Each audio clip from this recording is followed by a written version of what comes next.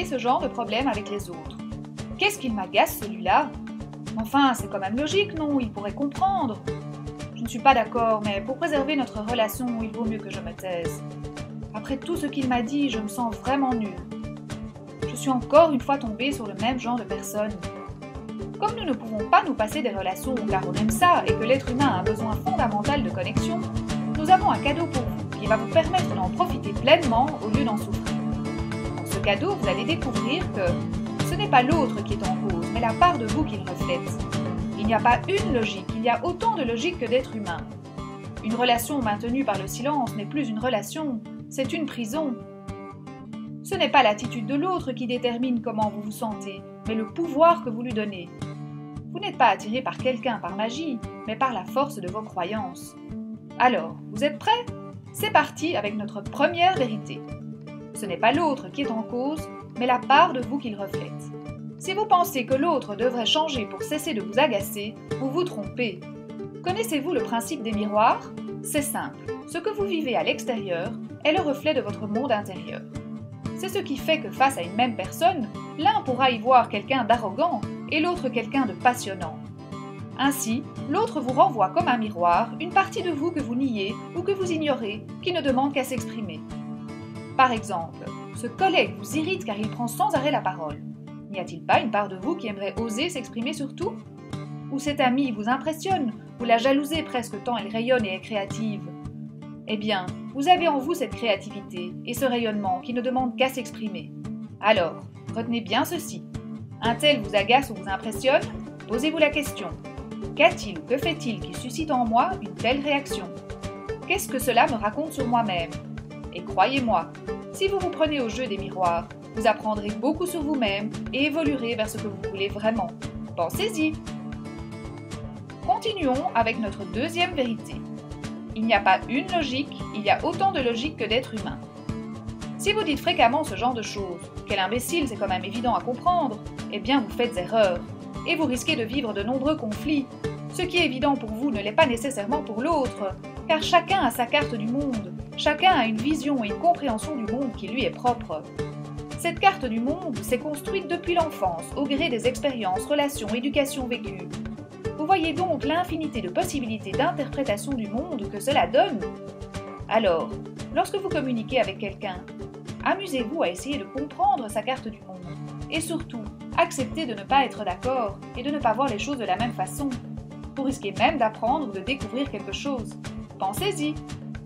Passons à présent à notre troisième vérité.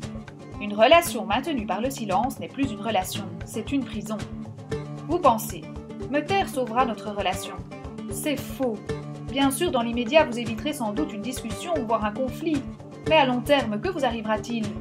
À force de vous taire, d'accepter ou d'attendre l'approbation de l'autre pour ne pas le perdre, vous allez vous perdre et vous retrouver emprisonné dans les désirs de l'autre et votre mode relationnel sera malsain.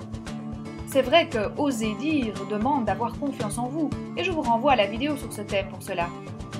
Il s'agit de développer la confiance que vous pouvez faire face au rejet, à la critique et à la colère de l'autre, car vous vous dites « Je n'ai pas besoin de l'autre pour exister, je ne dépends pas de l'amour de l'autre pour avoir de la valeur ».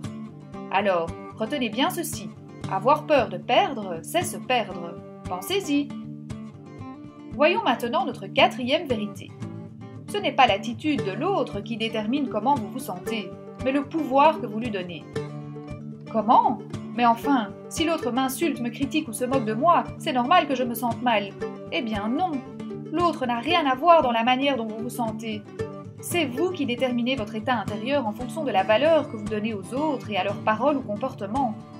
Qu'est-ce qui compte le plus? Ce que vous pensez de vous-même ou ce que les autres pensent de vous? On vous traite d'imbécile. Et alors, est-ce ce que vous pensez de vous? Non. Alors, ne lui donnez pas tant de pouvoir en vous sentant mal, vous perdez votre temps. Au contraire, si vous vous dites « Je suis quelqu'un de formidable », passez votre chemin et trouvez et passez du temps avec ceux qui voient en vous cette personne formidable. Pensez-y. Et nous voici déjà arrivés à notre cinquième et dernière vérité. Vous n'êtes pas attiré par quelqu'un par magie, mais par la force de vos croyances. Si vous pensez que vos relations sont dues au hasard, je dois vous dire que vous vous trompez. Comme nous l'avons déjà vu, depuis tout petit, nous accumulons des expériences et nous enregistrons ce que notre entourage dit de nous. ce qui définit nos croyances. Si vous vous dites « Je suis timide, les hommes sont infidèles, et dans une relation, il faut tout donner à l'autre », vous allez évidemment déterminer qui va vous attirer et comment vous allez vous comporter. Dans ce cas, probablement un homme infidèle à qui vous donnerez tout et qui ne vous respectera pas car vous n'oserez pas dire non. Bien sûr, vos croyances peuvent vous aider dans la vie ou être néfastes pour vous. Comment vous sentez-vous si au lieu de dire « Je suis timide », vous vous dites « Je suis quelqu'un qui ose ». Bien sûr, cela demande du travail, souvent accompagné, de l'observation de soi et une réelle volonté de changer. C'est ce que vous pouvez faire dans nos parcours de coaching. Alors retenez ceci. Mes relations dépendent de mes croyances sur moi-même, sur l'autre et sur les relations. Si je veux d'autres types de relations, je dois commencer par transformer mes croyances. Pensez-y! C'était les 5 vérités sur les relations. Si vous avez aimé, faites du bien à vos amis en partageant votre cadeau. Et avant de vous saluer, nous aimerions savoir ce qui est le plus difficile pour vous dans une relation et pourquoi. Laissez-nous un commentaire juste en dessous. Merci et à bientôt pour notre nouvelle série « Comment améliorer ?»